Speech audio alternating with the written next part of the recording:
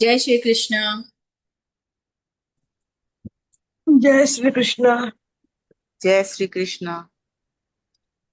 कल तक हमने पढ़ा था अध्याय 3 का श्लोक 1 से 11। आज पढ़ेंगे 12 से 22। स्क्रीन शेयर करते हैं। आवाज नहीं आ रहा, मुझे ही नहीं आ रहा क्या? खूब अच्छी तरह आ रही है आवाज हमारे यहाँ तो। तब फिर और कोई कारण हो?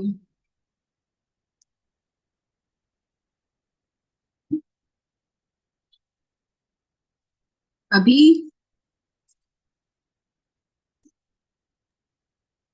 हमारे यहाँ तो आ रही है।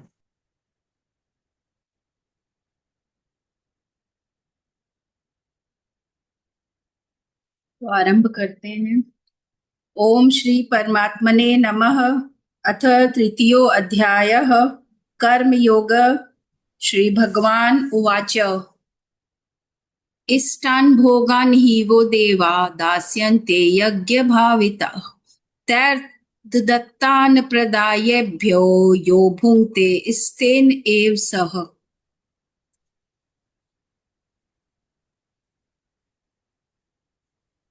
यहाँ भगवान बोल रहे हैं, यज्ञ से पुष्ट हुए देवता भी तुम लोगों को बिना मांगे ही कर्तव्य पालन की आवश्यक सामग्री देते रहेंगे। इस प्रकार उन देवताओं की दी हुई सामग्री को दूसरों की सेवा में लगाए बिना जो मनुष्य स्वयं ही उसका उपभोग करता है वह चोर ही है। इष्टान् भोगानि वो देवा दास्यन्ते यज्ञ भाविता। देवता लोग तुम लोगों को यज्ञ करने की आवश्यक सामग्री देते रहेंगे। देवता तो अपना अधिकार समझकर मनुष्यों को सामग्री प्रदान करते ही हैं, केवल मनुष्यों को ही अपना कर्तव्य निभाना है। तैर दत्तान प्रदायेभ्यो यो भुंक्ते। ब्रह्मा जी ने देवताओं के लिए यहाँ ते देवः पदों का प्रयोग किया है क्योंकि उनके सामने मनुष्य थे, देवता नहीं। परंतु यहाँ वो कह रहे हैं भगवान के लिए सभी समीप ही है। यहाँ भूंगते शब्द का अर्थ केवल भोजन करने से नहीं है, बल्कि शरीर निर्वाह की समस्त आवश्यक सामग्री, भोजन, वस्त्र, धन, मकान आदि को अपने सुख के लिए काम में लाने से है। यह शरीर माता पिता से मिला है और इसका पालन पोषण भी उन्हीं के द्वारा हुआ है। विद्या गुरु जनों से मिली है। देवता सबको कर्तव्य कर्म की सामग्री देते हैं। ऋषि सबको ज्ञान देते हैं। पितर मनुष्य की सुख सुविधा के उपाय बताते हैं। पशु पक्षी वृक्ष लता आदि दूसरों के सुख में स्वयं को समर्पित कर देते हैं, जबकि पशु पक्षी आदि को यह ज्ञान नहीं रहता कि हम परोपकार कर रहे हैं, फिर भी उनसे दूसरों का उपकार होता रहता है। इस प्रकार हमारे पास जो कुछ भी सामग्री, बल, योग्यता, पद, अधिकार, धन, संपत्ति आदि है, वह सब की सब हमें दूसरों से ही मिली है, इसलिए इनको दूसरों की ही सेवा में लगाना है। साधकों के मन में प्रायः ऐसी भावना पैदा हो जाती है कि अगर हम संसार की सेवा करेंगे तो उसमें हमारी आसक्ति हो जाएगी और हम संसार में फंस जाएंगे।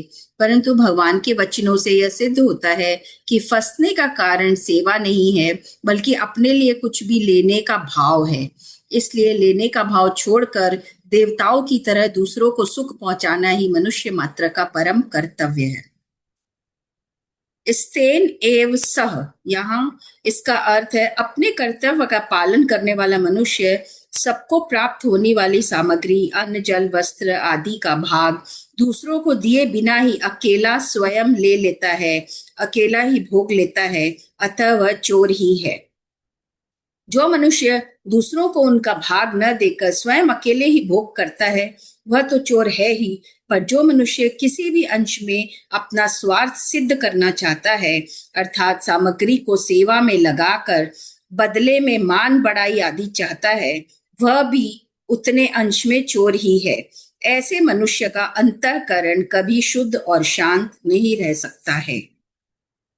परिवार में भाई बहनें माताएं आदि सबके सब कर्म करते ही हैं, परंतु उनसे बड़ी भारी भूल यह होती है कि वे कामना, ममता, आसक्ति, स्वार्थ आदि के वशीभूत होकर कर्म करते हैं। अतः लौकिक एवं पारलौकिक दोनों ही लाभ उन्हें नहीं होते, बल्कि हानि ही होती है। स्वार्थ के वशीभूत होकर अपने लिए कर्म करने से ही लोक में लड़ाई, खटपट, ईर्ष्या आदि होते हैं और परलोक में भी दुर्गति होती है। दूसरों की सेवा करने के बदले में कुछ भी चाहने से वस्तुओं और व्यक्तियों के साथ मनुष्य का संबंध जुड़ जाता है। किसी भी कर्म के साथ स्वार्थ का संबंध जोड़ लेने से वह कर्म तुच्छ और बंधनकारक हो जाता है। स्वार्थी मनुष्य को संसार में कोई अच्छा नहीं कहता, चाहने वाले को कोई अधिक देना नहीं चाहता। प्राय ऐसा देखा जाता है कि घर में भी रागी तथा भोगी व्यक्ति से वस्तुएं छिपाई जाती हैं। उसके विपरीत हमारे पास जितनी समझ, समय, सामर्थ्य और सामग्री है, उतने से ही हम दूसरों की सेवा करें तो उससे कल्याण तो होता ही है। इसके सिवाय वस्तु, आराम, मान, बड़ाई, आदर, सत्कार आदि न चाहने पर भी प्राप्त होने लगते हैं। परंतु कर्म योनि में मान, बड़ाई आदि की इच्छा नहीं होती, क्योंकि इनकी इच्छा और सुख भोग ही बंधनकारक होता है। दूसरों को सुख कैसे मिले, ऐसा भाव कर्मयोगी को सदा ही रखना चाहिए। घर में माता पिता, भाई बहन, स्त्री पुरुष आदि जितने व्यक्ति हैं, उन सभी को एक दूसरे के हित की बात सोचनी चाहिए। प्रायः सेवा करने वाले से एक भूल हो जाती है कि वह मैं सेवा करता हूँ, मैं वस्तुएं देता हूँ, ऐसा मानकर झूठा अभिमान करता है।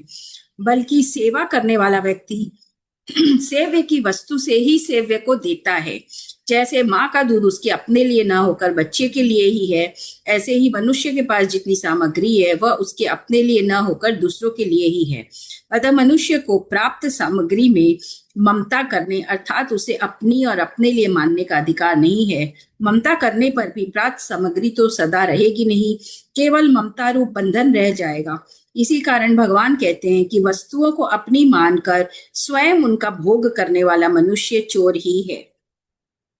मनुष्य ही एक ऐसा प्राणी है जो बुद्धि पूर्वक सभी को कर्तव्य कर्मों से तृप्त कर सकता है। अतः सबसे ज्यादा जिम्मेवारी मनुष्य पर ही है। इसी को ऐसी स्वतंत्रता मिली है जिसका सदुपयोग करके वह परम श्रेय की प्राप्ति कर सकता है।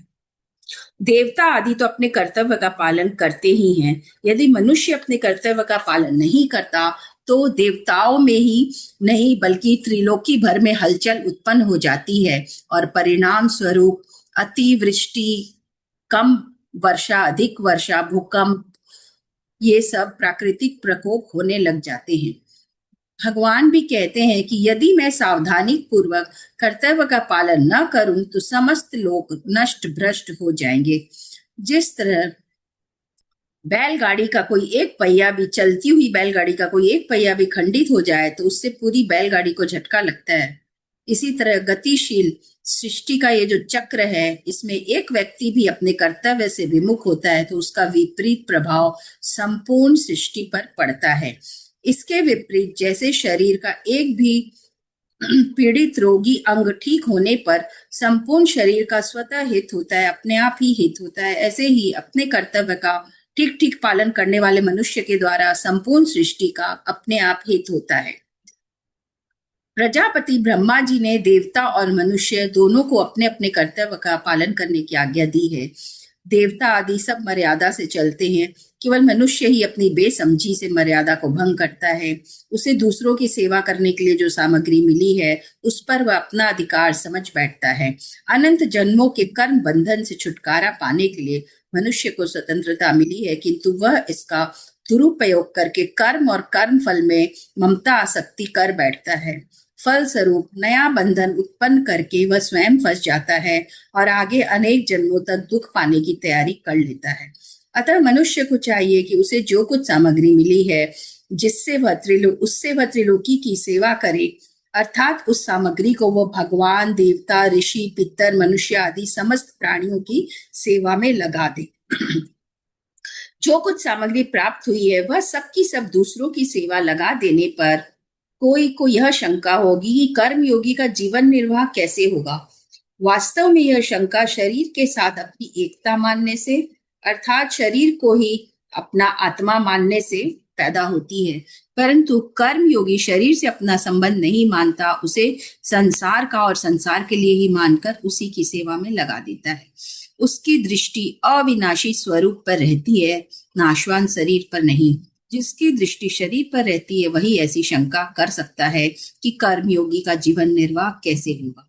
जब तक भोग की इच्छा रहती है तभी तक जीने की इच्छा तथा मरने का भय रहता है। भोग इच्छा कर्म योगी में रहती ही नहीं, क्योंकि उसके संपूर्ण कर्म अपने लिए न होकर दूसरों के लिए होते हैं। अतः कर्मयोगी अपने जीने की परवाह नहीं करता, उसके मन में प्रश्न ही नहीं उठता कि मेरा जीवन निर्वाह कैसे होगा। जिसके हृदय में जगत की आवश्यकता नहीं रहती, उसकी आवश्यकता जगत को रहती है, इसलिए जगत उसके निर्वाह का अपने आप प्रबंध करता है।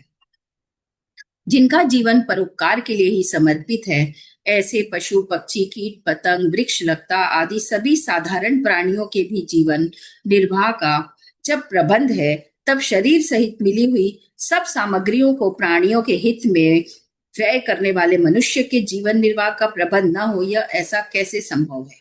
सबका पालन करने वाले भगवान की असीम कृपा से जीवन निर्वाह की सामग्री समस्त प्राणियों को मिली हुई है। इसका प्रत्यक्ष उदाहरण सबके सामने है। माता के शरीर में जहाँ रक्त ही रक्त रहता है, वहां भी बच्चे के जीवन निर्वाह के लिए मीठा और पुष्टिकर दूध अपने आप पैदा हो जाता है। अतः चाहे प्रारब्ध से मानो चाहे भगवत कृपा से मनुष्य के जीवन निर्वाह की सामग्री उसको मिल ही जाती है। इसमें संदेह चिंता शोक विचार होना ही नहीं चाहिए। भगवान के राज्य में जब पापी से पापी एवं नास्तिक से नास्तिक पुरुष का भी जीवन निर्वाह होता है, तब कर्मयोगी के जीवन निर्वाह में क्या बाधा आ सकती है। अतः यह प्रश्न उठाना ही भूल है। यज्ञ भाविता, यज्ञ से पुष्ट हुए पूजित हुए संवर्धित हुए मध्य लोक में होने के कारण मनुष्य ऊपर के और नीचे के सभी लोकों में रहने वाले प्राणियों को पुष्ट कर सकता है। सबका हित करने के लिए ही मनुष्य को मध्य लोक में बसाया गया है, इसीलिए मनुष्य कल्याण का अधिकारी है। भगवान ने यहाँ यज्ञ के लिए किए जाने वाले कर्म बंधन वाले नहीं होते, ऐसा बताकर यज्ञ के लिए कर्म करने की आज्ञा दी। उस आज्ञा को ब्रह्मा जी के वचनों द्वारा स्पष्ट किया और नए श्लोकों में कहा कि वचनों से एक व्यतः करते हुए आगे के श्लोक में यज्ञ करने और न करने के फल का स्पष्ट विवेचन ये करते हैं। आगे के श्लोक में चलते हैं।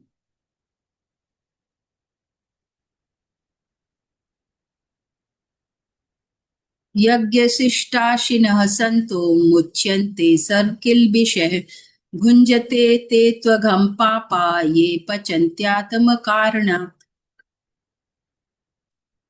योग का अनुभव करने वाले श्रेष्ठ मनुष्य संपूर्ण पापों से मुक्त हो जाते हैं, परंतु जो केवल अपने लिए ही पकाते अर्थात सब कर्म करते हैं, वे पापी लोग तो पाप का ही भक्षण करते हैं। यज्ञ शिष्टाशिनः सन्तः, योग अथवा यहाँ बता रहे हैं, भगवान बोल रहे हैं, कर्म योग में यह खास बात है कि संसार से प्राप्त सामग्री के द्वारा ही कर्म होता है। अतः संसार की सेवा में लगा देने पर ही वह कर्म यज्ञ हो जाता है। यज्ञ की सिद्धि के बाद अपने आप अवशिष्ट रहने वाला योग अपने लिए ही होता है।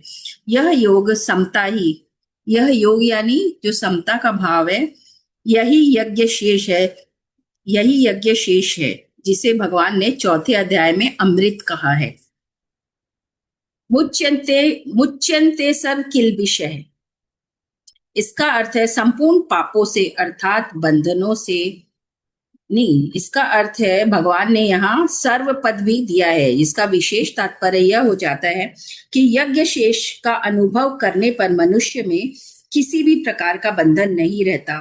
उसके संपूर्ण प्रारब्ध और क्रियमाण कर्म में विलीन हो जाते हैं। संपूर्ण कर्मों के विलीन हो जाने पर उसे सनातन धर्म की प्राप्ति हो जाती है। यज्ञ शेष का अनुभव करने वाले मनुष्य संपूर्ण बंधन रूप कर्मों से मुक्त हो जाते हैं। पाप कर्म तो बंधक कारक होते ही है, सकाम भाव से किए गए पुण्य कर्म भी बंधन कारक होते हैं, क्योंकि ये फल की इच्छा से रहते हैं। समता का अनुभव, यज्ञ शेष यानी समता का अनुभव करने पर पाप और पुण्य दोनों ही नहीं रहते। बंधन का वास्तविक कारण क्या है? ऐसा होना चाहिए और ऐसा नहीं होना चाहिए, इस कामना से ही बंधन होता है। यह कामना संपूर्ण पापों की जड़ है। अतः कामना का त्याग करना अत्यंत आवश्यक है। कामना न रहने से संचित कर्म विलीन हो जाते हैं। जब तक शरीर रहता है तब तक प्रारब्ध के अनुसार अनुकूल प्रतिकूल परिस्थितियां आती रहती है, पर उससे वह सुखी दुखी नहीं होता, अर्थात उस परिस्थिति का उस पर कोई असर नहीं पड़ता। यह प्रारब्ध कर्म का विलीन होना है। फल इच्छा न रहने से क्रियमाण कर्म अकर्म हो जाते हैं, अर्थात फल देने वाले नहीं होते। यह क्रियमाण कर्म का विलीन होना है। अपने ये पचंत्यात्म कारणात अपने लिए कुछ भी चाहने का भाव, अर्थात स्वार्थ, कामना, ममता, आसक्ति एवं अपने को अच्छा कहलाने का थोड़ा भी भाव यदि मनुष्य में होता है, स्वार्थ बुद्धि भी जितना ज्यादा होती है वह उतना ही ज्यादा पापी होता है। भुंजते ते त्वघम पापः। यहाँ भगवान ने अपने लिए कर्म करने वालों की सभ्य भाषा में निंदा की है। अपने लिए किए गए कर्मों से वह इतना पाप संग्रह कर लेता है कि 84 लाख योनियों एवं नरकों का दुख भोगने पर भी वह खत्म नहीं होता, बल्कि संचित के रूप में बाकी रह जाता है। मनुष्य योनि एक ऐसा अद्भुत खेत है जिसमें जो भी पाप या पुण्य का बीज बोया जाता है वह अनेक जन्मों तक फल देता है। अतः मनुष्य को तुरंत यह निश्चय कर लेना चाहिए कि अब मैं पाप नहीं करूंगा। इस निश्चय में बहुत शक्ति है। सच तो यह है कि परमात्मा की तरफ चलने का दृढ़ निश्चय होने पर पाप होना अपने आप रुक जाता है। मनुष्य के पास शरीर, योग्यता, पद, अधिकार, विद्या, बल आदि जो कुछ है वह सब मिला हुआ है और बिछुड़ने वाला है। इसलिए वह अपना और अपने लिए नहीं है बल्कि दूसरों की सेवा के लिए है। इस बात में हमारी भारतीय संस्कृति का पूरा सिद्धांत आ जाता है। जैसे हमारे शरीर के सब अवयव शरीर के हित के लिए हैं, ऐसे ही संसार के सभी मनुष्य संसार के हित के लिए हैं। कोई मनुष्य किसी भी देश, वेश, वर्ण, आश्रम आदि का क्यों न हो, अपने कर्मों के द्वारा दूसरों की सेवा करके सुगमता पूर्वक अपना कल्याण कर सकता है। हमारे में जो कुछ भी विशेषता है वह दूसरों के लिए है, अपने लिए नहीं है। अपने पास जितनी वस्तु, योग्यता, सामर्थ्य है उतनी पूरी सेवा में खर्च करेंगे तो कल्याण भी पूरा ही होगा। अपने सुख के लिए कर्म करना मनुष्यपना नहीं है बल्कि राक्षसपना है, असुरपना है। वास्तव में मनुष्य वही है जो दूसरों के हित के लिए कर्म करता है। अपने सुख के लिए कर्म करने वाला पाप का ही भक्षण करते हैं, अर्थात सदा दुखी ही रहते हैं, और दूसरों के हित के लिए कर्म करने वाले संपूर्ण पापों से मुक्त हो जाते हैं, अर्थात सदा के लिए सुखी हो जाते हैं। यहाँ जो अर्जुन कहते हैं कि मुझे घोर कर्म में क्यों लगाते हैं, अर्जुन के इस प्रश्न के उत्तर में भगवान अनेक कारण देते हुए आगे के 2 श्लोकों में सृष्टि चक्र की सुरक्षा के लिए भी यज्ञ करने की आवश्यकता को महत्व देते हैं। आगे के 2 श्लोक में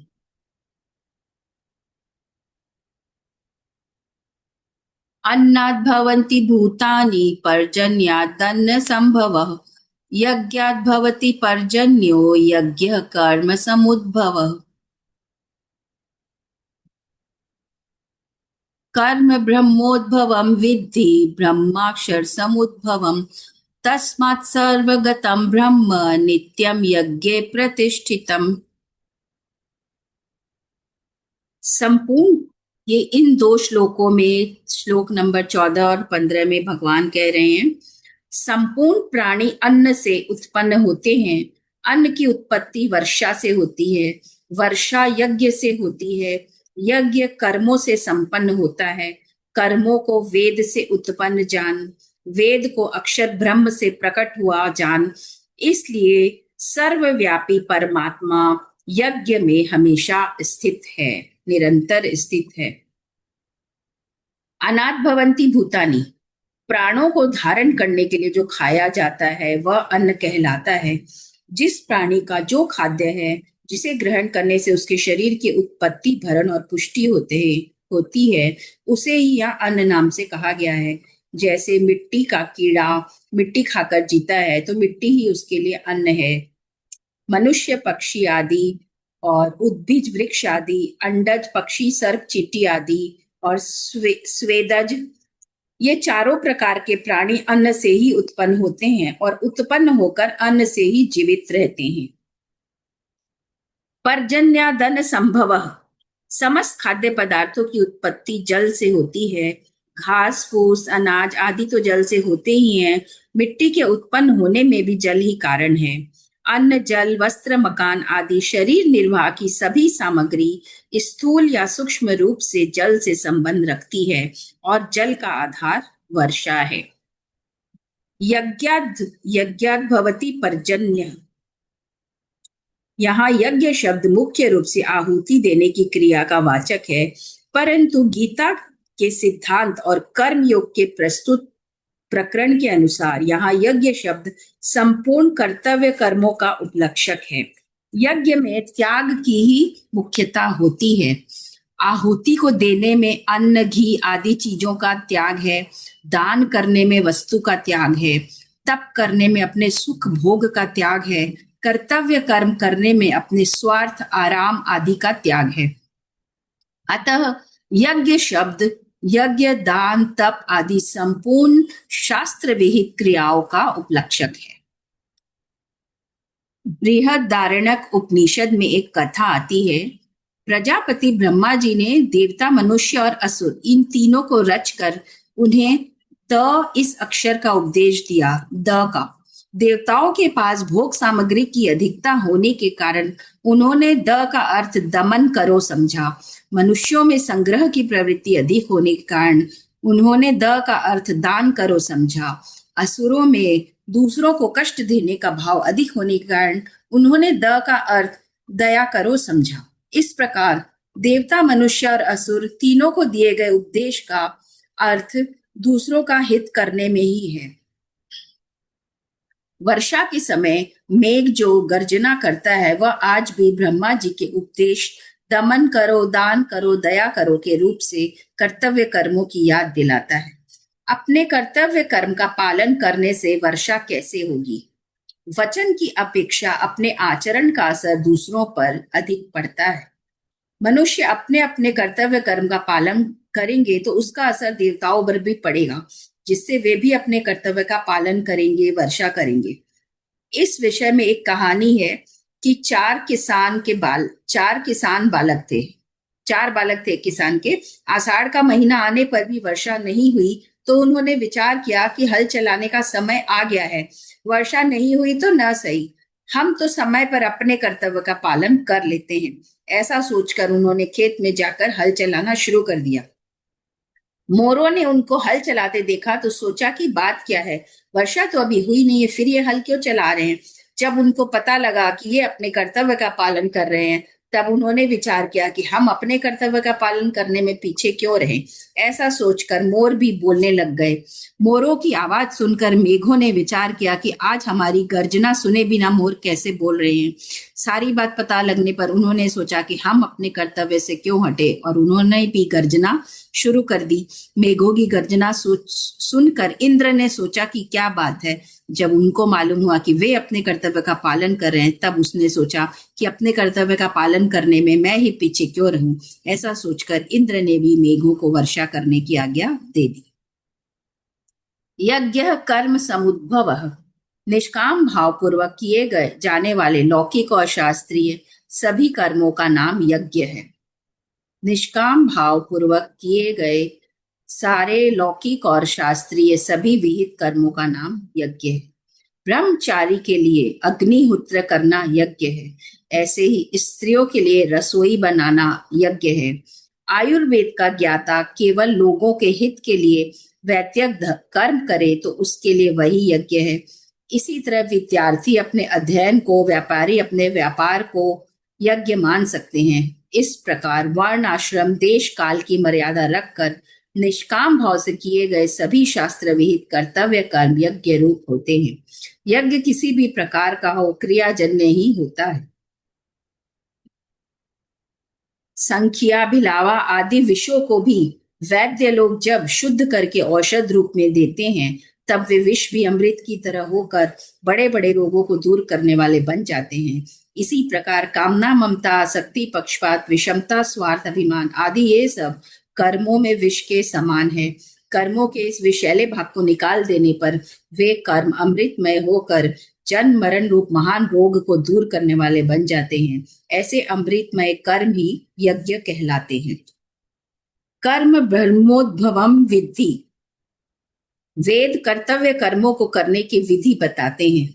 मनुष्य को कर्तव्य कर्म करने की विधि का ज्ञान वेद से होने के कारण ही कर्मों को वेद से उत्पन्न कहा गया है। वेद शब्द के अंतर्गत ऋग्वेद, यजुर्वेद, सामवेद और अथर्ववेद के साथ साथ स्मृति, पुराण, इतिहास, रामायण, महाभारत एवं भिन्न भिन्न संप्रदाय के आचार्यों के अनुभव वचन आदि समस्त वेद अनुकूल सत शास्त्रों को ग्रहण कर लेना चाहिए। ब्रह्माक्षर समुद्भवम। यहाँ ब्रह्म पद वेद का वाचक है। वेद सच्चिदानंद घन परमात्मा से ही प्रकट हुए हैं। इस प्रकार परमात्मा सबके मूल हुए। परमात्मा से वेद प्रकट होते हैं। वेद कर्तव्य पालन की विधि बताते हैं। मनुष्य उस कर्तव्य का विधि पूर्वक पालन करते हैं। कर्तव्य कर्मों के पालन से यज्ञ होता है और यज्ञ से वर्षा होती है, वर्षा से अन्न होता है, अन्न से प्राणी होते हैं और उन्हीं प्राणियों में से मनुष्य कर्तव्य कर्मों के पालन से यज्ञ करते हैं। इसी तरह यह सृष्टि का जो चक्र है वह चलते जा रहा है। तस्मात् सर्वगतम ब्रह्म नित्यम यज्ञ प्रतिष्ठितम। यहाँ ब्रह्म शब्द का वाचक है कि सर्वगत परमात्मा ही है, सर्वव्यापी परमात्मा ही है, वेद नहीं। सर्वव्यापी होने पर भी परमात्मा विशेष रूप से यज्ञ में हमेशा उपस्थित रहते हैं। अर्थ यह है कि जहां निष्काम भाव से कर्तव्य कर्म का पालन किया जाता है वहीं परमात्मा रहते हैं। परमात्मा प्राप्ति चाहने वाले मनुष्य अपने कर्तव्य कर्मों के द्वारा उन्हें सुगमता पूर्वक प्राप्त कर सकते हैं। परमात्मा जब सर्वव्यापी है तब उन्हें केवल यज्ञ में नित्य प्रतिष्ठित क्यों कहा गया है? क्या वे दूसरी जगह नित्य प्रतिष्ठित नहीं है? ऐसी शंका हो रही है यहाँ पढ़ने से। तो उसका समाधान है, परमात्मा तो सभी जगह समान रूप से नित्य उपस्थित है। वे अनित्य और एक देशीय नहीं है, इसलिए उन्हें यहाँ सर्वगत कहा गया है। यज्ञ में नित्य प्रतिष्ठित कहने का अर्थ यह है कि यज्ञ उनका उपलब्धि स्थान है। जमीन में सर्वत्र जल रहने पर भी वह कुएं आदि से ही उपलब्ध होता है, सब जगह से नहीं। पाइप में सर्वत्र जल रहने पर भी जल वहीं से प्राप्त होता है जहां नल लगा होता है। ऐसे ही सर्वगत होने पर भी परमात्मा यज्ञ से ही प्राप्त होते हैं। अपने लिए कर्म करने से तथा शरीर आदि के साथ अपना संबंध मानने से सर्वव्यापी परमात्मा की प्राप्ति में बाधा आ जाती है। निष्काम भाव पूर्वक केवल दूसरों के हित के लिए अपने कर्तव्य का पालन करने से यह बाधा हट जाती है और नित्य प्राप्त परमात्मा का अनुभव हो जाता है। यही कारण है कि भगवान अर्जुन को, जो कि अपने कर्तव्य से हटना चाहते थे, अनेक युक्तियों से कर्तव्य का पालन करने पर विशेष जोर दे रहे हैं। उन्हें अलग अलग तरीके से अर्जुन को भगवान समझा रहे हैं कि तुम्हारा अभी नित्य कर्म, क्षत्रिय कर्म युद्ध करना ही है। सृष्टि चक्र के अनुसार चलने अर्थात अपने कर्तव्य का पालन करने की जिम्मेवारी मनुष्य पर ही है। अतः जो मनुष्य अपने कर्तव्य का पालन नहीं करता उसकी ताड़ना भगवान आगे के श्लोक में करते हैं।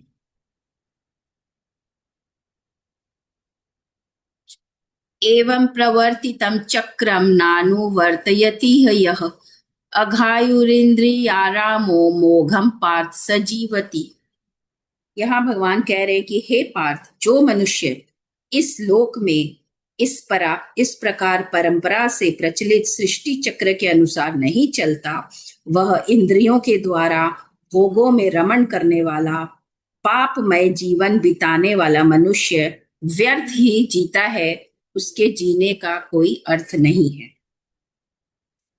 भगवान यहाँ अर्जुन के लिए पाठ संबोधन देकर मानो यह कह रहे हैं कि तुम उसी कुंती के पुत्र हो जिसने आजीवन कष्ट सहकर भी अपने कर्तव्य का पालन किया था। अतः तुम्हारे से भी अपने कर्तव्य की अवहेलना नहीं होनी चाहिए। जिस युद्ध को तू घोर कर्म कह रहा है वह तेरे लिए घोर कर्म नहीं बल्कि यज्ञ है। इसका पालन करना ही सृष्टि चक्र के अनुसार बरतना है और इसका पालन न करना सृष्टि चक्र के अनुसार न बरतना है। मनुष्य से इतर सभी स्थावर जंगम प्राणियों द्वारा अपने आप का परोपकार होता रहता है, पर वे यज्ञ का अनुष्ठान बुद्धि पूर्वक नहीं कर सकते। बुद्धि पूर्वक यज्ञ का अनुष्ठान मनुष्य ही कर सकता है, क्योंकि इसकी योग्यता और अधिकार मनुष्य को ही है। एवं प्रवर्तितम चक्रम नानुवर्तयति यह, जैसे रथ के पहिए का छोटा सा अंश भी टूट जाने पर रथ के समस्त अंगों को एवं उस पर बैठे रथी और सारथी को धक्का लगता है, ऐसे ही जो मनुष्य सृष्टि चक्र के अनुसार नहीं चलता वह समष्टि सृष्टि के संचालन में बाधा डालता है। संसार और व्यक्ति दो वस्तु नहीं है। जैसे शरीर का अंगों के साथ और अंगों का शरीर के साथ घनिष्ठ संबंध है, ऐसे ही संसार का व्यक्ति के साथ और व्यक्ति का संसार के साथ संबंध है। जब व्यक्ति कामना, ममता, आसक्ति, अहंता का त्याग करके अपने कर्तव्य का पालन करता है, तब उससे संपूर्ण सृष्टि में अपने आप सुख पहुंचता है। इंद्रिया रामः, जो मनुष्य कामना, ममता, आसक्ति आदि से युक्त कर इंद्रियों के द्वारा भोग भोगता है, उसे यहाँ भोगों में रमण करने वाला कहा गया है। ऐसा मनुष्य पशु से भी नीचा है, क्योंकि पशु नए पाप नहीं करता, बल्कि पहले किए गए पापों का ही फल भोगकर निर्मलता की ओर जाता है। परंतु मनुष्य नए नए पाप करके पतन की ओर जाता है और साथ ही सृष्टि चक्र में बाधा उत्पन्न करके संपूर्ण सृष्टि को दुख पहुंचाता है। अघायु, सृष्टि चक्र के अनुसार न चलने वाले मनुष्य की आयु, उसका जीवन केवल पापमय है, क्योंकि इंद्रियों के द्वारा भोग बुद्धि से भोग भोगने वाला मनुष्य हिंसा रूप पाप से बच ही नहीं सकता। स्वार्थी, अभिमानी और भोग तथा संग्रह को चाहने वाले मनुष्य के द्वारा दूसरों का अहित होता है, अतः ऐसे मनुष्य का जीवन पापमय होता है। मोघम पार्थ स जीवति, अपने कर्तव्य का पालन न करने वाले मनुष्य की सभ्य भाषा में निंदा या ताड़ना करते हुए भगवान कहते हैं कि ऐसा मनुष्य संसार में व्यर्थ ही जीता है, अर्थात वह मर जाए तो ज्यादा अच्छा है। तात्पर्य यह है कि यदि वह अपने कर्तव्य का पालन करके सृष्टि को सुख नहीं पहुंचाता तो कम से कम दुख तो न पहुंचाए। जैसे भगवान श्री राम के वनवास के समय अयोध्या वासियों के चित्रकूट आने पर कोल, किरात, भील आदि जंगली लोगों ने उनसे कहा था कि हम आपके वस्त्र और बर्तन को नहीं चुरा लेते, यही हमारे तरफ से आपकी बहुत बड़ी सेवा है। ऐसे ही अपने कर्तव्य का पालन न करने वाले मनुष्य कम से कम सृष्टि चक्र में बाधा न डाले तो यह उनकी सेवा ही है। सृष्टि चक्र के अनुसार न चलने वाले मनुष्य के लिए भगवान ने पहले वह चोर ही है ऐसा कहा, और वे तो पाप को ही खाते हैं और ऐसा कहा, और ऐसा कहकर उसके जीने को भी व्यर्थ भगवान बताते हैं। निस्वार्थ भाव से दूसरों की सेवा करने में ही यहाँ निस्वार्थ भाव से दूसरों की सेवा करके अपने जीवन में आगे बढ़ने में ही कोई भी लाभ है, भगवान की प्राप्ति है, अन्यथा नहीं। संसार से संबंध विच्छेद करने के लिए जो अपने कर्तव्य का पालन नहीं करता, उस मनुष्य की पहले वाले श्लोक में ताड़ना की गई है, परंतु जिसने अपने कर्तव्य का पालन करके संसार से संबंध विच्छेद कर लिया है, उस महापुरुष की स्थिति का वर्णन भगवान आगे के 2 श्लोकों में करते हैं। यस्त्वात्मरतिरेव स्यादात्म तृप्तस्य मानवः आत्मनेव च संतुष्टस्तस्य कार्यं न विद्यते। जो मनुष्य अपने आप में ही रमण करने वाला और अपने आप में ही तृप्त तथा अपने आप में ही संतुष्ट है, उसके लिए कोई कर्तव्य नहीं है। जब तक मनुष्य अपना संबंध संसार से मानता है, तब तक वह अपनी प्रीति से, इंद्रियों के भोगों से एवं स्त्री, पुत्र, परिवार आदि से तृप्ति, भोजन, अन्न, जल से तथा संतुष्टि, धन से मानता है। परंतु इसमें उसकी प्रीति, तृप्ति और संतुष्टि न तो कभी पूर्ण ही होती है और न निरंतर रहती है, क्योंकि संसार प्रति क्षण परिवर्तनशील है, जड़ और नाशवान है, तथा स्वयं जो आत्मा है वह सदा एक रस रहने वाला, चेतन और अविनाशी है। स्वयं का संसार के साथ लेश मात्र भी संबंध नहीं है, अतः स्वयं की प्रीति, तृप्ति और संतुष्टि संसार में कैसे हो सकती है? किसी भी मनुष्य की प्रीति संसार में सदा नहीं रहती, यह सभी का अनुभव है। विवाह के समय स्त्री और पुरुष में परस्पर जो प्रीति या आकर्षण प्रतीत होता है वह एक दो संतान होने के बाद नहीं रहता। कहीं कहीं तो स्त्रियां अपने वृद्ध पति के लिए यहाँ तक कह देती है कि बुढ़ा मर जाए तो अच्छा है। भोजन करने से प्राप्त तृप्ति भी कुछ ही समय के लिए प्रतीति होती है। मनुष्य को धन प्राप्ति में जो संतुष्टि होती है वह भी क्षणिक ही होती है, क्योंकि धन की लालसा सदा उत्तरोत्तर बढ़ती ही रहती है। इसलिए कमी निरंतर बनी ही रहती है। हम जितना भी कमाए हमें लगता है और ज्यादा कमाना चाहिए, तो मन में संतुष्टि न होके कमी ही है। तात्पर्य यही है कि संसार में प्रीति, तृप्ति और संतुष्टि कभी भी स्थायी नहीं रह सकती। मनुष्य को सांसारिक वस्तुओं में प्रीति, तृप्ति और संतुष्टि की केवल प्रतीति होती है, सिर्फ उनमें अनुभव होता है, परंतु वास्तव में होता नहीं। अगर होती तो यह पुनः अर्थी, अतृप्ति एवं असंतुष्टि नहीं होती, बार बार असंतुष्टि नहीं होती यदि वो पूरा होता तो। स्वरूप से प्रीति, तृप्ति और संतुष्टि स्वतः सिद्ध है, यानी आत्मा से यदि ऐसा हो तो वह हमेशा के लिए हो जाता है। आत्मा से यदि प्रीति हो, तृप्ति हो, संतुष्टि हो तो वो हमेशा के लिए हो जाता है, निरंतर हो जाता है, क्षणिक नहीं रहता।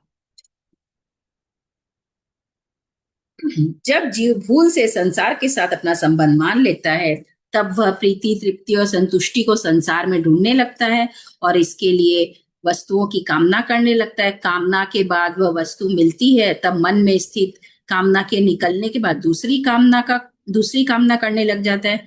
उसकी अवस्था जब निष्काम हो जाती है और उसी निष्कामता का उसे सुख होता है, परंतु उस सुख को मनुष्य भूल से सांसारिक वस्तु की प्राप्ति से उत्पन्न हुआ मान लेता है तथा उस सुख को ही प्रीति, तृप्ति और संतुष्टि के नाम से कहता है। अगर वस्तु की प्राप्ति से वह सुख होता तो उसके मिलने के बाद उस वस्तु के रहते हुए सदा सुख रहता, दुख कभी न होता और पुनः वस्तु की कामना उत्पन्न न होती। परंतु सांसारिक वस्तुओं से कभी भी पूर्ण हमेशा के लिए प्रीति, तृप्ति, संतुष्टि प्राप्त नहीं होने के कारण, संसार से ममता का संबंध बना रहने के कारण वह पुनः नई नई कामनाएं करने लगता है। कामना उत्पन्न होने पर अपने में अभाव का तथा काम्य वस्तु के मिलने पर अपने में पराधीनता का अनुभव होता है। अतः कामना वाला मनुष्य सदा दुखी रहता है। सकाम मनुष्यों की प्रीति, तृप्ति और संतुष्टि संसार में होती है। अतः कर्म योग द्वारा सिद्ध निष्काम महापुरुषों की स्थिति का वर्णन करते हुए भगवान कहते हैं कि उनकी प्रीति, तृप्ति और संतुष्टि सकाम मनुष्यों की तरह संसार में न होकर अपने स्वरूप में हो जाती है, जो स्वरूप पहले से ही उपस्थित है। वास्तव में प्रीति, तृप्ति, संतुष्टि तीनों अलग अलग न होते हुए भी संसार के संबंध से अलग अलग प्रतीत होती है। इसलिए संसार से संबंध विच्छेद होने पर उस महापुरुष की प्रीति, तृप्ति, संतुष्टि तीनों एक ही तत्व में हो जाती है, मतलब अपने स्वरूप में ही हो जाती है, आत्मा में ही हो जाती है। तस्य कार्यम न विद्यते। मनुष्य के लिए जो भी कर्तव्य कर्म का विधान बताया गया है उसका उद्देश्य परम कल्याण स्वरूप परमात्मा को प्राप्त करना ही है। किसी भी साधन से, कर्म योग, ज्ञान योग, भक्ति योग, उद्देश्य की सिद्धि हो जाने पर मनुष्य के लिए कुछ भी करना, जानना अथवा पाना शेष नहीं रहता, जो मनुष्य जीवन की परम सफलता है। कर्म योग के द्वारा सिद्ध महापुरुष की रति, तृप्ति, संतुष्टि जब अपने आप में हो जाती है तब कृत, कृत्य, ज्ञात, ज्ञातव्य, प्राप्त, प्राप्तव्य हो जाने से वह विधि निषेध से ऊंचा उठ जाता है। यद्यपि उस पर शास्त्र का शासन नहीं रहता, फिर भी उसकी समस्त क्रियाएं स्वाभाविक ही शास्त्र अनुकूल तथा दूसरों के लिए आदर्श हो जाती है। यहाँ तस्य कार्य न विद्यते का अर्थ यह नहीं है कि उस महापुरुष से कोई क्रिया होती ही नहीं। कुछ भी करना शेष न रहने पर भी उस महापुरुष के द्वारा लोक संग्रह के लिए क्रियाएं स्वतः होती है। जैसे पलकों का गिरना उठना, श्वासों का आना जाना, भोजन का पचना आदि क्रियाएं अपने आप होती है, ऐसे ही उस महापुरुष के द्वारा सभी शास्त्र अनुकूल आदर्श रूप की क्रियाएं भी अपने आप होती हैं। कर्म योगी निस्वार्थ भाव से संसार की सेवा के लिए ही संपूर्ण कर्म करता है। जैसे गंगा जल से गंगा का ही पूजन किया जाए, ऐसे ही संसार से मिले शरीर, इंद्रिया, मन, बुद्धि और अहम को संसार की ही सेवा में लगा देने से चिन्मय स्वरूप शेष रह जाता है। इसीलिए उसकी प्रीति, तृप्ति और संतुष्टि स्वरूप में ही होती है। सांसारिक विधि और निषेध दोनों वास्तव में निषेध ही है, क्योंकि ये दोनों ही नहीं रहने वाले हैं। इसलिए संसार से संबंध विच्छेद होने पर कर्म योगी के लिए कोई विधि निषेध रहता ही नहीं। तस्य कार्य न विद्यते। अब आगे के श्लोक में चलते हैं। नैव तस्य कृतेनार्थो नाकृतेनेह कश्चन न चास्य सर्वभूतेषु कश्चिदर्थ व्यपाश्रयः। कर्म योग से सिद्ध हुए महापुरुष का इस संसार में न तो कर्म करने से ही कोई प्रयोजन रहता है और न कर्म न करने से ही उनको कोई प्रयोजन रहता है, तथा संपूर्ण प्राणियों में किसी भी प्राणी के साथ इसका किंचित मात्र भी स्वार्थ का संबंध नहीं रहता। नैव तस्य कृतेनार्थ, प्रत्येक मनुष्य की कुछ न कुछ करने की प्रवृत्ति होती है। जब तक यह करने की प्रवृत्ति किसी सांसारिक वस्तु की प्राप्ति के लिए होती है, तब तक उसका अपने लिए करना शेष रहता ही है। अपने लिए कुछ न कुछ पाने की इच्छा से ही मनुष्य बंधता है। इस इच्छा की निवृत्ति के लिए कर्तव्य कर्म करने की आवश्यकता है। कर्म दो प्रकार से किए जाते हैं, कामना पूर्ति के लिए और कामना निवृत्ति के लिए। साधारण मनुष्य तो कामना पूर्ति के लिए कर्म करते हैं, पर कर्म योगी कामना निवृत्ति के लिए कर्म करता है। इसलिए कर्म योग से सिद्ध महापुरुष में कोई भी कामना न रहने के कारण उसका किसी भी कर्तव्य से किंचित मात्र भी संबंध नहीं रहता। उसके द्वारा निस्वार्थ भाव से समस्त सृष्टि के हित के लिए अपने आप कर्तव्य कर्म होते रहते हैं। कर्म योग से सिद्ध महापुरुष में यही विशेषता रहती है कि उसके कहलाने वाले शरीर, इंद्रिया, मन, बुद्धि, पदार्थ आदि का उपयोग मात्र संसार के लिए ही होता है, अतः उसका शरीर आदि की क्रियाओं से अपना कोई प्रयोजन नहीं रहता। प्रयोजन न रहने पर भी उस महापुरुष से स्वाभाविक ही लोगों के लिए आदर्श रूप उत्तम कर्म अपने आप ही होते हैं। जिसका कर्म करने से प्रयोजन रहता है, उससे आदर्श कर्म नहीं होते, यह सिद्धांत है। नाकृतेनेह कश्चन, जो मनुष्य शरीर, इंद्रिया, मन, बुद्धि आदि से अपना संबंध मानता है और आलस्य प्रमाद में रुचि रखता है, वह कर्मों को नहीं करना चाहता, क्योंकि उसका प्रयोजन आलस्य, आराम आदि से उत्पन्न तामस सुख रहता है। परंतु यह महापुरुष जो सात्विक सुख से भी ऊंचा उठ चुका है, तामस सुख में प्रवृत्त हो ही कैसे सकता है, क्योंकि इसका शरीर आदि से किंचित मात्र भी संबंध नहीं रहता। फिर आलस्य, आराम आदि में रुचि होने का तो प्रश्न ही नहीं उठता। प्रायः साधक कर्मों को न करने को ही महत्व देते हैं। वे कर्मों से उपरत होकर समाधि में स्थित होना चाहते हैं, जिससे कोई भी चिंतन बाकी न रहे। यह बात श्रेष्ठ और लाभप्रद तो है, पर सिद्धांत नहीं है। यद्यपि प्रवृत्ति करना की अपेक्षा न करना श्रेष्ठ है, तथापि यह तत्व नहीं है। भगवान न चास्य सर्वभूतेषु कश्चिदर्थ व्यपाश्रयः। शरीर तथा संसार से किंचित मात्र भी स्वार्थ का संबंध न रहने के कारण उस महापुरुष की समस्त क्रियाएं अपने आप दूसरों के लिए होती है। जैसे शरीर के सभी अंग अपने आप शरीर के हित में लगे रहते हैं, ऐसे ही उस महापुरुष का अपना कहलाने वाला जो शरीर यानी संसार का जो एक छोटा सा अंग है, संसार के हित में लगा रहता है। उसका भाव और उसकी संपूर्ण चेष्टाएं संसार के हित के लिए होती है। जैसे अपने हाथों से अपना ही मुख धोने पर अपने में स्वार्थ, प्रत्युपकार अथवा अभिमान का भाव नहीं आता, ऐसे ही अपने कहलाने वाले शरीर के द्वारा संसार का हित होने पर उस महापुरुष में किंचित भी स्वार्थ, उपकार अथवा अभिमान का भाव नहीं आता। भगवान ने सिद्ध महापुरुष के लिए कहा कि उसके लिए कोई कर्तव्य नहीं है। उसका हेतु बताते हुए भगवान ने इस श्लोक में उस महापुरुष के लिए 3 बातें कही हैं। कर्म करने से उसका कोई प्रयोजन नहीं रहता, कर्म न करने से भी उसका कोई प्रयोजन नहीं रहता, और किसी भी प्राणी और पदार्थ से उसका किंचित मात्र भी स्वार्थ का संबंध नहीं रहता। अर्थात कुछ पाने से भी उसका प्रयोजन नहीं रहता। जब तक मनुष्य में करने का राग, पाने की इच्छा, जीने की आशा और मरने का भय रहता है, तब तक उस पर कर्तव्य का दायित्व रहता है। परंतु जिसमें किसी भी क्रिया को करने अथवा न करने का कोई राग नहीं है, संसार की किसी भी वस्तु को प्राप्त करने की इच्छा नहीं है, जीवित रहने की कोई आशा नहीं है, मृत्यु से कोई डर नहीं है, उसे कर्तव्य करना नहीं पड़ता, बल्कि उससे अपने आप कर्तव्य कर्म होते ही रहते हैं। यहाँ अकर्तव्य होने की संभावना हो, वहां कर्तव्य पालन की प्रेरणा रहती है। गीता में भगवान की ऐसी शैली रही है कि वे भिन्न भिन्न साधनों से परमात्मा की ओर चलने वाले साधकों के भिन्न भिन्न लक्षणों के अनुसार ही परमात्मा को प्राप्त सिद्ध महापुरुषों के लक्षणों का वर्णन करते हैं। जो साधन जहां से प्रारंभ होता है, अंत में वहीं उसकी समाप्ति होती है। गीता में कर्म योग का प्रकरण यद्यपि दूसरे अध्याय के 39वें श्लोक से प्रारंभ होता है, कर्म योग के मूल साधन का विवेचन दूसरे अध्याय के 47वें श्लोक में किया गया है। इस श्लोक के 4 चरण में भगवान ने बताया है, कर्मण्यवाधिकारस्ते, तेरा कर्म करने में ही अधिकार है। माँ फलेषु कदाचन, कर्म फलों में तेरा कभी भी अधिकार नहीं है। माँ कर्म फल हेतुर्भुः, तू कर्म फल का कारण मत बन। माँ ते संगोत्स्व कर्मणि, तेरी कर्म न करने में आसक्ति ना हो।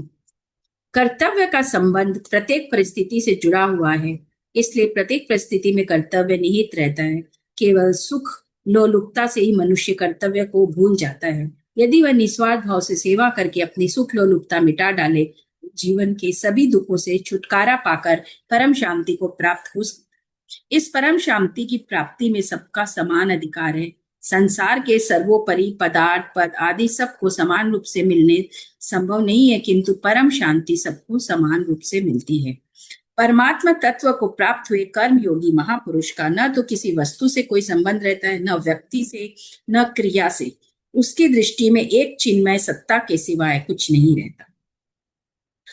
यहाँ महापुरुष की स्थिति को प्राप्त करने के लिए साधक को क्या करना चाहिए, इस पर भगवान आगे के श्लोक में साधन बताते हैं। तस्मादसक्तः सततं कार्यं कर्म समाचर, असक्तो ह्यचरन् कर्म परमाप्नोति पुरुषः। यहाँ भगवान अर्जुन से कह रहे हैं, तू निरंतर आसक्ति रहित होकर कर्तव्य कर्म का भली भांति आचरण कर, क्योंकि आसक्ति रहित होकर कर्म करता हुआ मनुष्य परमात्मा को प्राप्त हो जाता है। भगवान ने कहा कि अपने लिए कर्म करने की कोई आवश्यकता न रहने पर भी सिद्ध महापुरुष के द्वारा लोक संग्रह क्रियाएं हुआ करती है। इसलिए अर्जुन को भी उसी तरह, उसी भाव से कर्तव्य कर्म करते हुए परमात्मा को प्राप्त करने की आज्ञा दे रहे हैं। अपने स्वरूप के लिए कर्म करने और न करने से कोई प्रयोजन नहीं है।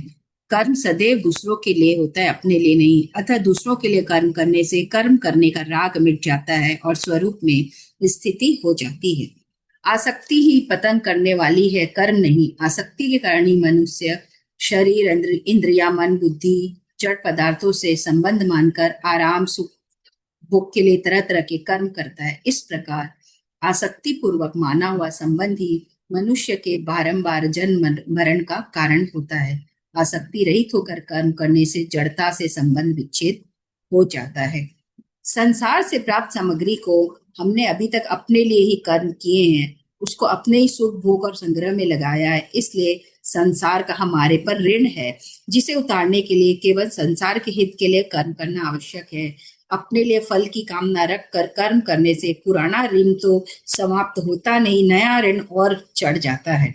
ऋण से मुक्त होने के लिए बार बार संसार में आना पड़ता है। केवल दूसरों के हित के लिए सब कर्म करने से पुराना ऋण समाप्त हो जाता है और अपने लिए कुछ न करने तथा कुछ न चाहने से नया ऋण उत्पन्न नहीं होता। इस तरह जब पुराना ऋण समाप्त हो जाता है और नया ऋण उत्पन्न नहीं होता, तब बंधन का कोई कारण न रहने से मनुष्य मुक्त हो जाता है। कोई भी कर्म निरंतर नहीं रहता, पर आसक्ति निरंतर रहा करती है। इसलिए यहाँ भगवान कहते हैं, मेरे को कहीं भी आसक्त नहीं होना है। ऐसी जागृति साधक को निरंतर रखनी चाहिए।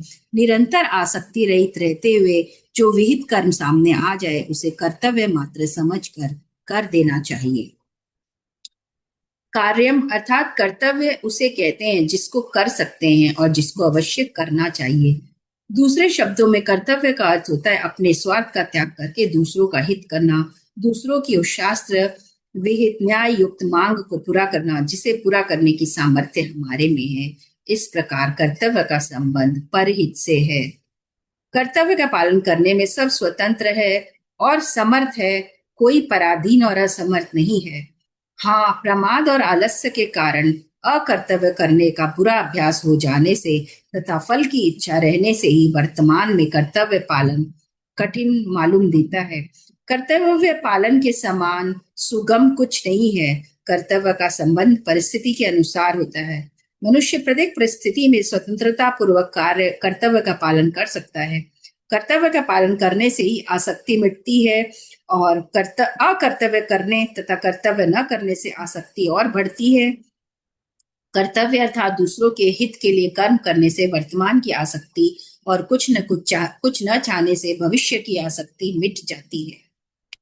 यहाँ समाचार शब्द का अर्थ है कर्तव्य कर्म बहुत सावधानी, उत्साह तथा तत्परता से विधि पूर्वक करना चाहिए। कर्तव्य कर्म करने में थोड़ी सी असावधानी होने पर कर्म योग की सिद्धि में बाधा लग सकती है। यहाँ भगवान अर्जुन को मानो यह कह रही है कि तू क्षत्रिय है, अतः युद्ध करना तेरा सहज कर्म है, घोर कर्म नहीं है। अतः सामने हुए सहज कर्म को अनासक्त होकर कर देना चाहिए। अनासक्त होने पर ही समता प्राप्त होती है। जब जीव मनुष्य योनि में जन्म लेता है तब उसको शरीर, धन, जमीन, मकान सभी सामग्री मिलती है और जब वो यहाँ से चला जाता है तब सामग्री यहीं छूट जाती है। तो यह सिद्ध होता है कि शरीर आदि सब सामग्री मिली हुई है, अपनी नहीं है। जैसे मनुष्य काम करने के लिए किसी ऑफिस में जाता है तो उसे कुर्सी, मेज, कागज आदि सब सामग्री कार्यालय का काम करने के लिए ही मिलती है, अपनी मानकर घर ले जाने के लिए नहीं। ऐसे ही मनुष्य को संसार में शरीर आदि सब सामग्री संसार की सेवा करने के लिए मिली है, अपनी मानने के लिए नहीं। मनुष्य तत्परता और उत्साह पूर्वक कार्यालय का काम करता है तो उस काम के बदले में उसे वेतन मिलता है। काम कार्यालय के लिए होता है और वेतन अपने लिए। इसी प्रकार संसार के लिए ही सब काम करने से संसार से संबंध विच्छेद हो जाता है और योग का अनुभव हो जाता है। कर्म और योग दोनों मिलकर कर्म योग कहलाता है। कर्म संसार के लिए होता है और योग अपने लिए। यह योग ही मानो कि वेतन है। साधारण मनुष्य आसक्ति, ममता, कामना आदि को साथ रखते हुए कर्म करता है और कर्म योगी आसक्ति, ममता, कामना को छोड़कर कर्म करता है। कर्मों का प्रवाह अपनी तरफ होता है और कर्म योगी के कर्मों का प्रवाह संसार की तरफ। इसलिए कर्मी बंधता है और कर्म योगी मुक्त होता है। असक्तो ह्यचरन् कर्म, मनुष्य ही आसक्ति पूर्वक संसार से अपना संबंध जोड़ता है, संसार नहीं। अतः मनुष्य का ही कर्तव्य है वह संसार के हित के लिए सब कर्म करे और बदले में कोई फल ना चाहे। इस प्रकार आसक्ति रहित होकर मुझे किसी से कुछ नहीं चाहिए इस भाव से संसार के लिए कर्म करने से संसार से अपने आप संबंध विच्छेद हो जाता है। कर्म योगी संसार की सेवा करने से, वर्तमान की वस्तुओं से और कुछ न चाहने से भविष्य की वस्तुओं से संबंध विच्छेद कर लेता है। मेले में स्वयं सेवक अथवा अपना कर्तव्य समझकर दिन भर यात्रियों की सेवा करते हैं और बदले में किसी से कुछ नहीं चाहते। अतः रात्रि में सोते समय उन्हें किसी की याद नहीं आती, कारण की सेवा करते समय उन्होंने किसी से कुछ चाहा नहीं। इसी प्रकार जो सेवा भाव से दूसरों के लिए ही सब कर्म करता है और किसी से मान बड़ाई आदि कुछ नहीं चाहता, उसे संसार की याद नहीं आती, वह सुगमता पूर्वक संसार बंधन से मुक्त हो जाता है। कर्म तो सभी किया करते हैं, पर कर्म योग तभी होता है जब आसक्ति रहित होकर दूसरों के लिए कर्म किए जाते हैं।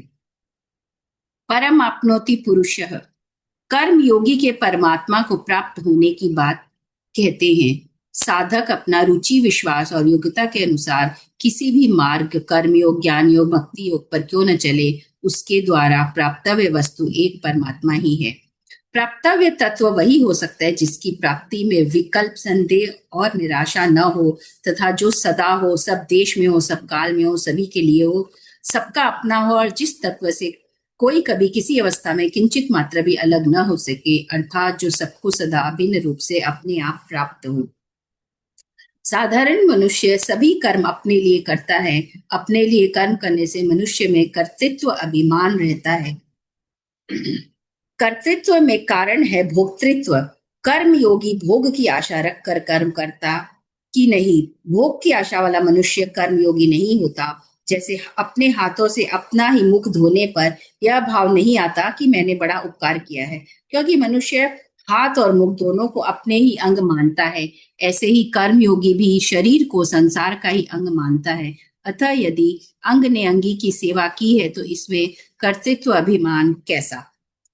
प्राणी मात्र के द्वारा किए हुए प्रत्येक कर्म का आरंभ और अंत होता है। कोई भी कर्म निरंतर नहीं रहता, अतः किसी का भी कर्तृत्व निरंतर नहीं रहता, बल्कि कर्म का अंत होने के साथ ही कर्तृत्व का भी अंत हो जाता है। परंतु मनुष्य से भूल यह होती है कि जब वह कोई क्रिया करता है तब तो अपने को उस क्रिया का कर्ता मानता ही है, पर जब उस क्रिया को नहीं करता तब भी अपने को वैसा ही कर्ता मानता रहता है। इस प्रकार अपने को निरंतर कर्ता मानते रहने से उसका अभिमान मिटता नहीं बल्कि दृढ़ होते जाता है। जैसे कोई पुरुष व्याख्यान देते समय तो वक्ता होता है, और जब दूसरे समय में भी वह अपने को वक्ता मानता रहता है तब उसका अभिमान नहीं मिटता। अपने को निरंतर व्याख्यान दाता मानने से ही उसके मन में यह भाव आता है कि श्रोता मेरी सेवा करे, मेरा आदर करे, मेरी आवश्यकताओं की पूर्ति करे, और मैं इन साधारण आदमियों के पास कैसे बैठ सकता हूँ, मैं यह साधारण काम कैसे कर सकता हूँ आदि। इस प्रकार उसका व्याख्यान रूप कर्म के साथ निरंतर संबंध बना रहता है। इसका कारण है व्याख्यान रूप कर्म से धन, मान, बड़ाई, आराम आदि कुछ न कुछ पाने का भाव होना। यदि अपने लिए कुछ भी पाने का भाव न रहे तो कर्तापन केवल कर्म करने तक ही सीमित रहता है, और कर्म समाप्त होते ही कर्तापन अपने उद्देश्य में लीन हो जाता है। जैसे मनुष्य भोजन करते समय ही अपने को उसका भोक्ता अर्थात भोजन करने वाला मानता है, भोजन करने के बाद नहीं, ऐसे ही कर्म योगी किसी क्रिया को करते समय ही अपने को उस क्रिया का कर्ता मानता है, अन्य समय नहीं। जैसे कर्म योगी व्याख्यान दाता है और लोगों में उसकी बहुत प्रतिष्ठा है, परंतु कभी व्याख्यान सुनने का काम पड़ जाए तो वह कहीं भी बैठकर सुगमता पूर्वक व्याख्यान सुना सकता है। उस समय उसे न आदर की आवश्यकता है न ऊंचे आसन की, क्योंकि तब तक वह अपने को श्रोता मानता है, व्याख्यान दाता नहीं। कभी व्याख्यान देने के बाद उसे कोई कमरा साफ करने का काम प्राप्त हो जाए तो वह उस काम को भी वैसी ही तत्परता से करता है जैसी तत्परता से वह व्याख्यान देने का कार्य करता है। उसके मन में थोड़ा भी यह भाव नहीं आता कि इतना बड़ा व्याख्यान दाता होकर मैं यह कमरा सफाई का तुच्छ काम कैसे कर सकता हूँ, लोग क्या कहेंगे, मेरी इज्जत धूल में मिल जाएगी इत्यादि। वह अपने को व्याख्यान देते समय व्याख्यान दाता, कथा श्रवण के समय श्रोता और कमरा साफ करते समय कमरा साफ करने वाला मानता है। अतः उसका कर्तृत्व अभिमान निरंतर नहीं रहता। जो वस्तु निरंतर नहीं रहती अपितु बदलती रहती है वो वास्तव में नहीं होती, और उसका संबंध भी निरंतर नहीं रहता। यह सिद्धांत है। इस सिद्धांत पर दृष्टि जाते ही साधक को वास्तविकता का अनुभव हो जाता है, कर्तृत्व अभिमान से रहित स्वरूप का अनुभव हो जाता है।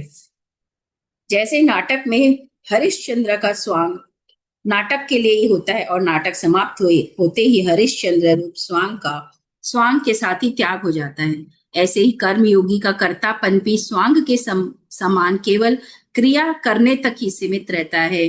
जैसे नाटक में हरिश्चंद्र बना हुआ व्यक्ति हरिश्चंद्र की सब क्रियाएं करते हुए भी वास्तव में अपने को उन क्रियाओं का कर्ता नहीं मानता, ऐसे ही कर्म योगी शास्त्र विहित संपूर्ण कर्मों को करते हुए भी वास्तव में अपने को उन क्रियाओं का कर्ता नहीं मानता। कर्म योगी शरीर आदि सब पदार्थों को स्वांग की तरह अपना और अपने लिए न मानकर उन्हें संसार की ही सेवा में लगाता है। अतः किसी भी अवस्था में कर्म योगी में किंचित मात्र भी कर्तृत्व अभिमान नहीं रह सकता। कर्म योगी जैसे कर्तृत्व को अपने में निरंतर नहीं मानता, ऐसे ही माता पिता स्त्री पुरुष भाई भौजाई आदि के साथ अपना संबंध भी निरंतर नहीं मानता, केवल सेवा करते समय ही उनके साथ अपना संबंध मानता है। जैसे यदि कोई पति है तो पत्नी के लिए पति है, अर्थात पत्नी कर्कशा हो, कुरूपा हो, कलह करने वाली हो, पर उसे पत्नी रूप में स्वीकार कर लिया तो अपनी योग्यता सामर्थ्य के अनुसार उसका भरण पोषण करना पति का कर्तव्य है। पति के नाते उसके सुधार की बात कह देनी है, चाहे वह माने या न माने। हर समय अपने को पति नहीं मानना है, क्योंकि इस जन्म से पहले वह पत्नी थी, इसका क्या पता, और मरने के बाद भी वह पत्नी रहेगी, इसका भी क्या पता। तथा वर्तमान में भी वह किसी की माँ है, किसी की पुत्री है, किसी की बहन है, भाभी है, ननद है, आदि आदि। वह सदा पत्नी ही तो है नहीं। ऐसा मानने से उससे सुख लेने की इच्छा अपने आप मिटती है और केवल सेवा करने के लिए ही पत्नी है, यह मान्यता दृढ़ होती है। इस प्रकार कर्म योगी को संसार में पिता, पुत्र, पति, भाई आदि के रूप में जो स्वांग मिला है, उसे वह ठीक ठाक निभाता है। दूसरा अपने कर्तव्य का पालन करता है या नहीं, उसकी ओर वह नहीं देखता। अपने में कर्तृत्व अभिमान होने से ही दूसरों के कर्तव्य पर दृष्टि जाती है, और दूसरों के कर्तव्य पर दृष्टि जाते ही मनुष्य अपने कर्तव्य से गिर जाता है, क्योंकि दूसरे का कर्तव्य देखना अपना कर्तव्य नहीं है। जो दिखता है पर मिलता नहीं, उसे प्रतीति कहते हैं, और जो मिलता है पर दिखता नहीं, उसे प्राप्त कहते हैं। देखने सुनने आदि में आने वाला प्रतिक्षण परिवर्तनशील संसार प्रतीति है, और सर्वत्र नित्य परिपूर्ण परमात्मा तत्व प्राप्त है। परमात्मा तत्व ब्रह्मा से चींटी पर्यंत सबको समान रूप से स्वतः ही प्राप्त है। देश काल वस्तु व्यक्ति क्रिया आदि से माने हुए संबंध आसक्ति के कारण ही नित्य प्राप्त परमात्मा का अनुभव होने नहीं देता। आसक्ति का नाश होते ही नित्य प्राप्त परमात्मा का अनुभव हो जाता है, और आसक्ति रहित होकर अपने कहलाने वाले शरीर आदि पदार्थों को संसार मात्र की सेवा में लगा देने से शरीर आदि पदार्थों का प्रवाह संसार की तरफ हो जाता है, और स्वतः प्राप्त परमात्मा तत्व शेष रह जाता है। आसक्ति रहित होकर कर्म करने अर्थात अपने लिए कोई कर्म न करने से क्या कोई परमात्मा को प्राप्त हो चुका है? इसका उत्तर भगवान आगे के श्लोक में देते हैं। कर्मणैव हि संसिद्धि मास्थिता जनकादयः लोक संग्रह मेवापि संपश्यन् कर्तुमर्हसि। राजा जनक जैसे अनेक महापुरुष भी कर्मयोग के द्वारा ही परम सिद्धि को प्राप्त हुए थे। इसलिए लोक संग्रह को देखते हुए भी तू निष्काम भाव से कर्म करने के लिए ही योग्य है, अर्थात तुम्हें अवश्य यह निष्काम भाव से यह युद्ध वाला कर्म करना चाहिए। राजा जनक जैसे गृहस्थ आश्रम में रहकर निष्काम भाव से सब कर्म करते हुए परम सिद्धि को प्राप्त हुए महापुरुष जो राजा जनक से पहले तथा बाद में भी आज तक हो चुके हैं, उनकी तरह ही करना चाहिए कर्तव्य। कर्म योग बहुत पुरातन योग है, जिसके द्वारा राजा जनक जैसे अनेक महापुरुष परमात्मा को प्राप्त हो चुके हैं। वर्तमान में तथा भविष्य में भी यदि कोई कर्म योग के द्वारा परमात्मा को प्राप्त करना चाहे, तो उसे चाहिए कि वह मिली हुई प्राकृत वस्तुओं शरीर आदि को कभी अपने लिए न माने। वास्तव में ये अपनी और अपने लिए नहीं है, बल्कि संसार के लिए है। इस वास्तविकता को मानकर संसार से मिली वस्तुओं को संसार की ही सेवा में लगा देने से सुगमता पूर्वक संसार से संबंध विच्छेद होकर परमात्मा प्राप्ति हो जाती है। इसलिए कर्म योग परमात्मा प्राप्ति का सुगम, श्रेष्ठ और स्वतंत्र साधन है, इसमें कोई संदेह नहीं है। मनुष्य सांसारिक पदार्थों की प्राप्ति की तरह ही परमात्मा की प्राप्ति को भी कर्मजन्य मान लेता है। वे ऐसा विचार करते हैं कि जब किसी बड़े मनुष्य से मिलने में भी इतना परिश्रम करना पड़ता है, जो कि उच्च पदाधिकारी है, तब अनंत कोटि ब्रह्मांड नायक परमात्मा से मिलने में तो बहुत ही परिश्रम करना पड़ेगा। बल्कि यही साधक की सबसे बड़ी भूल है। ऐसा होता नहीं है, बल्कि सुगम है भगवान से मिलना। कर्मों से नाशवान वस्तु की प्राप्ति होती है, अविनाशी वस्तु की नहीं, क्योंकि संपूर्ण कर्म नाशवान के संबंध से ही होते हैं, जबकि परमात्मा की प्राप्ति नाशवान से सर्वथा संबंध विच्छेद से होती है। प्रत्येक कर्म का आरंभ और अंत होता है, इसलिए कर्म के फलस्वरूप प्राप्त होने वाली वस्तु भी उत्पन्न और नष्ट होती है। कर्मों के द्वारा उसी वस्तु की प्राप्ति होती है जो देश काल आदि की दृष्टि से दूर अप्राप्त हो। सांसारिक वस्तु एक देश काल आदि में रहने वाली, उत्पन्न और नष्ट होने वाली एवं प्रतिक्षण बदलने वाली है, अतः उसकी प्राप्ति कर्म साध्य है। परंतु परमात्मा सब देश काल वस्तु आदि में परिपूर्ण है, नित्य प्राप्त है एवं उत्पत्ति, विनाश और परिवर्तन से सर्वथा रहित है। अतः उनकी प्राप्ति स्वतः सिद्ध है, कर्म साध्य नहीं। यही कारण है कि सांसारिक पदार्थों की प्राप्ति चिंतन से नहीं होती, जबकि परमात्मा की प्राप्ति में चिंतन मुख्य है। चिंतन से वही वस्तु प्राप्त हो सकती है जो समीप से समीप हो। वास्तव में देखा जाए तो परमात्मा की प्राप्ति चिंतन रूप क्रिया से भी नहीं होती। परमात्मा का चिंतन करने की सार्थकता दूसरे यानी संसार के चिंतन का त्याग कराने में ही है। संसार का चिंतन सर्वथा छूटते ही नित्य प्राप्त परमात्मा का अनुभव तुरंत हो जाता है। सांसारिक वस्तु की प्राप्ति इच्छा मात्र से नहीं होती, परंतु परमात्मा की प्राप्ति उत्कट अभिलाषा से हो जाती है। इस उत्कट अभिलाषा के जागृत होने में सांसारिक भोग और संग्रह की इच्छा ही बाधक है, दूसरा कोई बाधक है ही नहीं। यदि परमात्मा प्राप्ति की उत्कट अभिलाषा अभी जागृत हो जाए तो अभी ही परमात्मा का अनुभव हो जाए। निष्काम पुरुष के सभी कर्म उद्देश्य को लेकर होते हैं, फल इच्छा को लेकर नहीं होते। कर्म योग में संबंध विच्छेद का उद्देश्य रखकर शास्त्र विहित शुभ कर्म किए जाते हैं। सकाम पुरुष फल की इच्छा रखकर अपने लिए कर्म करता है और कर्म योगी फल की इच्छा का त्याग करके दूसरों के लिए कर्म करता है। कर्म ही फल रूप से परिणत हो जाता है। अतः फल का संबंध कर्म से होता है, उद्देश्य का संबंध कर्म से नहीं होता। निष्काम भाव पूर्वक केवल दूसरों के हित के लिए कर्म करने से परमात्मा दूर है, यह धारणा भी दूर हो जाती है। लोक शब्द के 3 अर्थ होते हैं। मनुष्य लोक, उन लोकों में रहने वाले प्राणी, और तीसरा शास्त्र वेदों के अतिरिक्त सब शास्त्र। मनुष्य लोक की, उसमें रहने वाले प्राणियों की और शास्त्रों के मर्यादा के अनुसार समस्त आचरणों का होना लोक संग्रह है।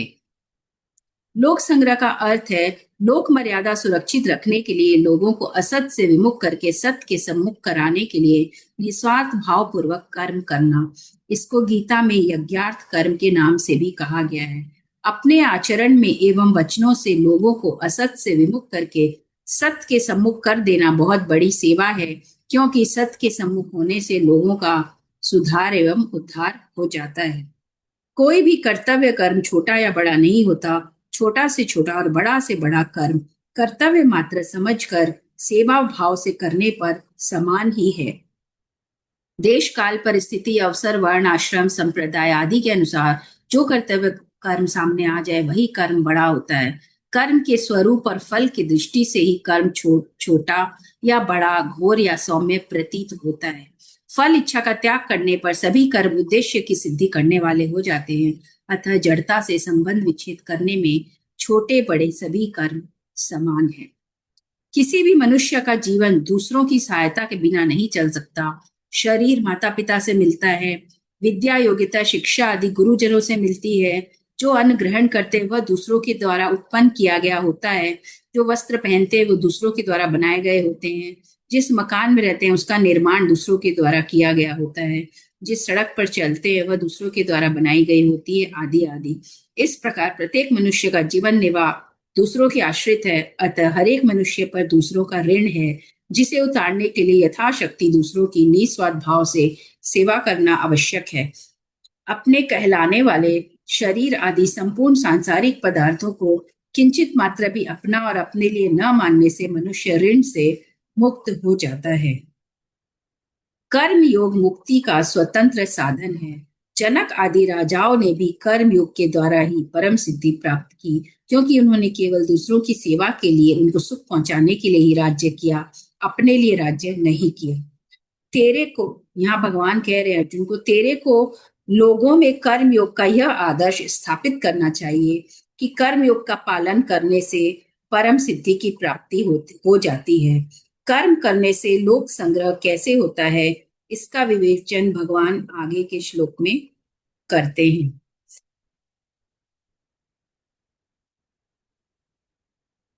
यद्यदाचरति श्रेष्ठस्तत्तदेवेतरो जनः स यत् प्रमाणं कुरुते लोकस्तदनु वर्तते।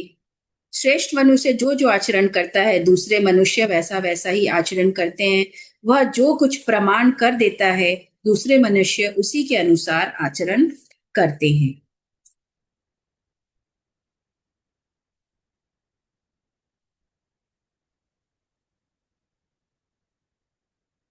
यद्यदाचरति श्रेष्ठस्तत् देवेतरो जनः।